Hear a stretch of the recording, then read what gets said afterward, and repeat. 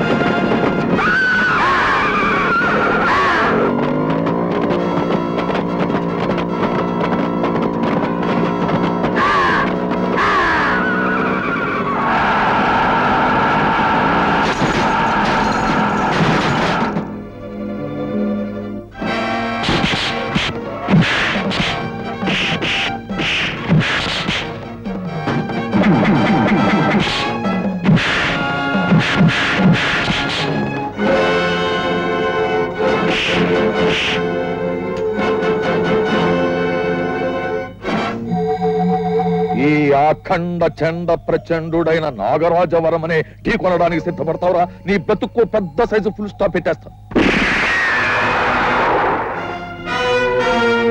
ఏమే పాప పాప అని ముద్దు చేసినందుకు మమ్మల్ని దెబ్బతీయదోటే పాపిచ్చి పాప. అందరూ చేతుల్లో ఉన్న తుపాకీలు కింద పారేయండి. కన్న కూతురు కూడా ఎదురు తిరిగిందంటే నువ్వెంత నీచుడు అర్థమైందా నాగరాజు? నీలాంటి వాడు బ్రతకడం కంటే చావడమే మంచిది. నా చావు కర్మకాండల సంగతి అలా ఉంచు.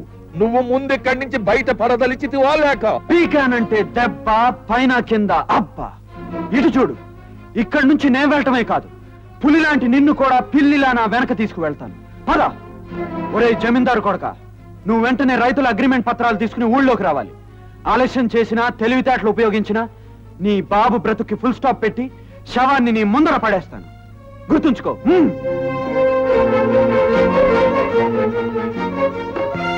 ఎక్కువ విజయ్, అమ్మ నాన్న వీడిని చూసుకో.